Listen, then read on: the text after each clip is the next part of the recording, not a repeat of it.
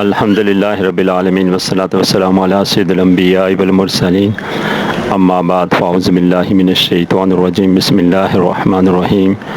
محترم بزرگوں، دوستوں، نوجوان ساتھیوں، محترم بہنوں، پیارے بچوں، السلام علیکم ورحمۃ اللہ وبرکاتہ۔ آج کی ویڈیو میں حضرت علامہ شاہ احمد نورانی صدیقی میرٹھی رحمۃ اللہ تعالیٰ علیہ کہ جن کا اس ماہ یعنی 16 شوال مکرم کو وصال ہوا تھا، ان کا بیان کیا جائے گا۔ امام نورانی کی شخصیت سے متعلق اس ویڈیو میں 9 نکات کی وضاحت کی جائے گی۔ نمبر 1، پیدائش۔ علامہ شاہ احمد نورانی صدیقی رحمۃ اللہ تعالیٰ علیہ 17 رمضان 1344 ہجری بمطابق 31 مارچ 1926 کو ہندوستان کے شہر میرٹھ میں عالمی مبلغ اسلام حضرت علامہ عبدالعلیم صدیقی میرٹھی رحمۃ اللہ تعالیٰ علیہ کے ہاں پیدا ہوئے۔ یہ گھرانہ اپنے علم و فضل، تقوی و پرہیزگاری کے سبب پورے ہندوستان میں مشہور تھا، اور آپ کے دادا پردادا سب کے سب عالم دین، بزرگ اور نعت گو شاعر تھے۔ آپ نسباً صدیقی تھے کیونکہ آپ کا سلسلہ نسب 29ویں پشت میں جا کر حضرت ابوبکر صدیق رضی اللہ تعالیٰ عنہ سے مل جاتا ہے۔ آپ کا نام شاہ احمد نورانی آپ کے القابات میں سے قائد اہل سنت، قائد ملت اسلامیہ اور امام انقلاب زیادہ مشہور و معروف ہیں۔ آپ امام اعظم ابو حنیفہ رحمۃ اللہ تعالیٰ علیہ کے مقلد تھے اور طریقت میں قادری تھے کہ آپ کا سلسلہ اپنے والد صاحب کے ذریعے بر صغیر کے مشہور عالم دین امام احمد رضا خان بریلوی رحمۃ اللہ تعالیٰ علیہ کے ذریعے شیخ عبد القادر جیلانی تک پہنچتا تھا۔ تعلیم و تربیت۔ نمبر 2، آپ نے بنیادی تعلیم و تربیت اپنے والدین سے حاصل کی کیونکہ والد صاحب کے ساتھ ساتھ آپ کی والدہ محترمہ بھی عالمہ، فاضلہ، متقی و پرہیزگار اور شب بیدار خاتون تھیں۔ ابھی آپ کم سن ہی تھے کہ آپ نے ناظرہ قرآن ختم کر کے حفظ قرآن شروع کر دیا اور صرف 8 سال کی عمر میں مکمل کر کے اس دور کے لوگوں کو حیران کر دیا۔ اس عمل پر اس وقت کے بڑے بڑے علماء نے بھی آپ کو خراج عقیدت پیش کیا۔ آپ اپنے بچپن ہی سے خاندانی شرافت، علم و فضل، خوبصورت اور خوبصورتی کی وجہ سے بڑی عقیدت کی نظر سے دیکھے جاتے تھے۔ مزید تعلیم کے لیے دارالعلوم عربیہ میرٹھ میں آپ نے داخلہ لیا اور درس نظامی کی سند حاصل کی۔ آپ کے استادوں میں ڈاکٹر غلام جیلانی میرٹھی رحمۃ اللہ تعالیٰ علیہ کا نام زیادہ مشہور ہے۔ پھر فاضل عربی کا کورس الہ آباد یونیورسٹی اور نیشنل عربک کالج سے آپ نے گریجویٹ کیا۔ غرض کے تھوڑے ہی عرصے میں آپ نے دینی اور دنیاوی تعلیم مکمل کر لی۔ اس کے علاوہ آپ نے متعدد زبانوں کا علم بھی حاصل کیا۔ اس طرح دنیا کی تقریباً 17 سے زائد زبانوں پر آپ کو عبور حاصل ہو گیا تھا، اور آپ بڑی روانی سے عربی، انگریزی، فارسی، فرانسیسی بولا کرتے تھے، اور غالباً یہ اعزاز اللہ تعالیٰ نے صرف اس دور میں مولانا نورانی رحمۃ اللہ تعالیٰ علیہ کو عطا فرمایا تھا۔ تحریک پاکستان جب شروع ہوئی تو آپ کم عمر تھے، لیکن پھر بھی والد صاحب کے شانہ بشانہ اس میں شریک تھے۔ خاص کر بچوں اور نوجوانوں میں پاکستان کے لیے جذبہ بیدار کرتے تھے۔ جب پاکستان قائم ہوا تو پھر مولانا نورانی رحمۃ اللہ تعالیٰ علیہ اپنے والد گرامی کے ہمراہ ہجرت کر کے پاکستان کے شہر کراچی میں تشریف لائے۔ نمبر 3، تبلیغی کارنامے۔ 1954 میں جب مولانا نورانی رحمۃ اللہ تعالیٰ علیہ کے والد کا انتقال ہوا تو والد صاحب کے دنیا بھر میں پھیلے ہوئے تبلیغی کام کی ذمہ داری بھی مولانا نورانی کے کاندھوں پر آ پڑی۔ آپ نے اس ذمہ داری کو بڑی احسن طریقے سے نبھایا اور دنیا بھر میں اسلام کا پیغام پھیلایا۔ غیر مسلموں سے مناظرے کیے، انہیں مشرف اسلام کیا۔ آپ کی تبلیغ سے بے شمار کافر کلمہ پڑھ کر مسلمان ہو گئے، اور تبلیغ دین کے لیے آپ نے امریکہ، برطانیہ، فرانس، جنوبی افریقہ، ہانگ کانگ، ہالینڈ وغیرہ کے متعدد مرتبہ دورے کیے، اور متعدد ملکوں میں اسلام کی احیاء کے لیے بے شمار مساجد و مدارس قائم کیے۔ تبلیغ دین کے لیے آپ نے ورلڈ اسلامی مشن کی بنیاد رکھی۔ آپ نے تبلیغ دین کے لیے اتنا زیادہ سفر کیا کہ شاید ہی اس دور میں کسی نے کیا ہوگا۔ آپ زبردست قسم کے مقرر تھے۔ آپ کی تقاریر کی سینکڑوں کیسٹیں آج بھی دنیا بھر میں موجود ہیں اور لوگ بڑے ذوق و شوق سے سماعت کرتے ہیں۔ آپ کے بیان میں بڑا اثر تھا جس کو سن کر بے عمل مسلمان باعمل مسلمان بن جاتے اور کفار اسلام کی حقانیت پر آپ کے دلائل سن کر مسلمان ہو جاتے تھے۔ نمبر 4، آپ کی شادی۔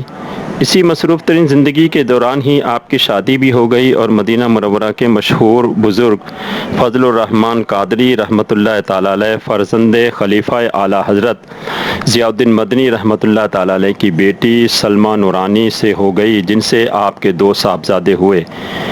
ایک صاحبزادہ انس شاہ نورانی جو کہ سیرت و صورت میں نورانی میاں کی مثل ہیں، اور ایک مولانا اویس نورانی۔ یہ اپنے والد کے مشن کو لے کر چل رہے ہیں۔ اسی طرح آپ کی ایک بہن ڈاکٹر فریدہ احمد بھی ہیں جنہوں نے ایک اسلامی اسکول کھولا ہے۔ وہ بھی دین اسلام کے فروغ کے لیے دن رات محنت کر رہی ہیں اور قومی اسمبلی کے ممبر بھی رہی ہیں۔ نمبر 5، زبردست حافظ و قاری۔ مولانا نورانی زبردست قسم کے حافظ و قاری تھے۔ 14 سال کی عمر سے جو آپ ہر سال تراویح پڑھانے لگے تو اس کا سلسلہ آپ کے وصال کے سال تک قائم و دائم رہا۔ دل کے بائی پاس کی وجہ سے کئی مرتبہ آپ کو ڈاکٹروں نے تراویح سے منع کیا، مگر آپ نے ان کی نہ سنی اور ہر سال پابندی سے تراویح پڑھاتے رہے۔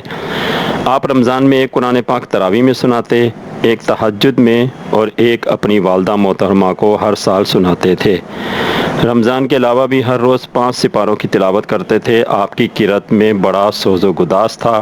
لوگ آپ کی تلاوت سننے کے لیے دور دور سے چلے آتے تھے اور تلاوت قرآن سن کر رو پڑتے تھے۔ آپ نماز باجماعت اور تہجد کے تمام عمر پابند رہے۔ نمبر 6، مولانا نورانی سیاست میں۔ 1970 سے مولانا نورانی نے سیاست میں عملی طور پر حصہ لیا۔ پوری دنیا میں تبلیغ دین کے ساتھ پاکستان میں عملی طور پر اسلام کے نفاذ کے لیے قومی اسمبلی پہنچے۔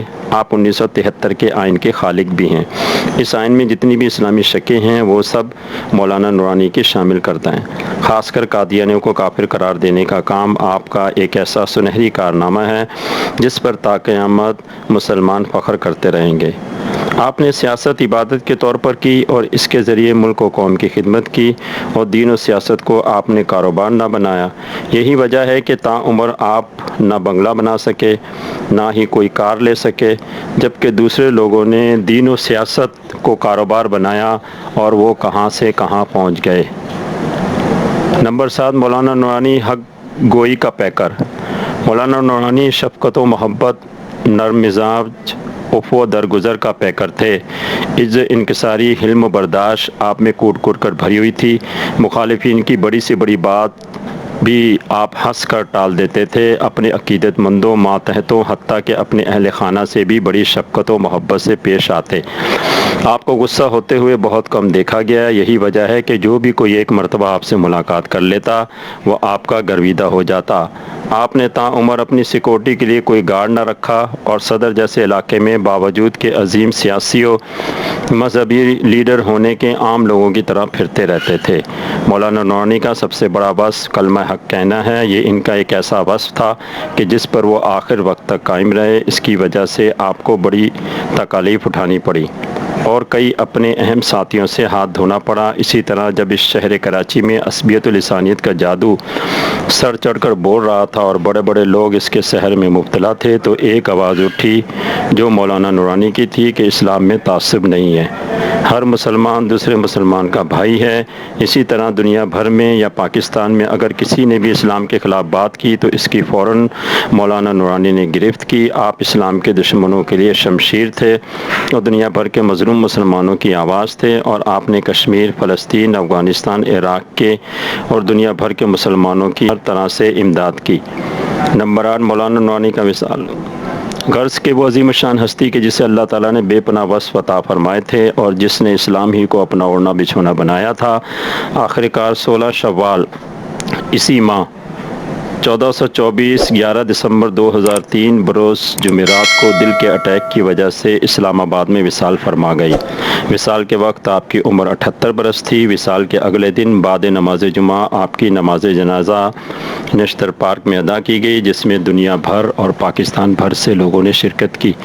نماز جنازہ پاکستان کی تاریخ کا بڑا جنازہ تھا جو کہ لاکھوں افراد پر مشتمل تھا، جس میں ہر رنگ و نسل، مسلک و عقیدے کے لوگ شامل تھے۔ مجمع دیکھ کر کوئی بھی شخص نہیں کہہ سکتا تھا کہ یہ سب لوگ اسی شہر کے شہری ہیں جو کہ کئی عشروں تک عصبیت و لسانیت اور فرقہ واریت کی آگ میں جلتا رہا تھا۔ گویا مولانا نورانی کے جنازے کے اجتماع نے ثابت کر دیا کہ آج بھی پاکستان اور اس شہر کے رہنے والے اسلام اور پاکستان کے لیے بلا رنگ و نسل، مسلک و عقیدہ متحد و منظم ہیں۔ نمبر 9، وصال کی برکتیں مولانا نورانی کے لیے۔ مولانا نورانی کا چونکہ جینا مرنا اسلام کے لیے تھا، اس لیے بوقت وصال انہیں کئی برکتیں اللہ تعالیٰ عز و جل نے عطا فرمائیں جو کہ صرف آپ ہی کا حصہ ہیں۔ ان میں سے پہلی یہ کہ آپ کا اسلام آباد میں انتقال ہوا۔ نمبر 2 یہ کہ آپ کا انتقال جمعرات کے مقدس دن ہوا۔ تیسرے یہ کہ آپ کا نماز جنازہ جمعہ کے مقدس دن پڑھایا گیا۔ چوتھے یہ کہ پیر عبداللہ شاہ غازی رحمۃ اللہ تعالیٰ علیہ کے احاطے میں آپ کو دفن کیا گیا۔ پانچویں یہ کہ آپ کی قبر اپنی والدہ کے قدموں میں بنی کہ جس کے لیے اللہ کے نبی صلی اللہ تعالیٰ علیہ وسلم نے ارشاد فرمایا، جنت ماں کے قدموں تلے ہے۔ علامہ اقبال نے بھی ایسی عظیم ہستیوں کے لیے فرمایا تھا، ہزاروں سال نرگس اپنی بے نوری پر روتی ہے، ہزاروں سال نرگس اپنی بے نوری پہ روتی ہے، بڑی مشکل سے ہوتا ہے چمن میں دیدہ ور پیدا۔ خدا تعالیٰ سے دعا ہے کہ وہ ہمیں امام نورانی رحمۃ اللہ تعالیٰ علیہ کی طرح دین اسلام کی خدمت کرنے کی توفیق عطا فرمائے۔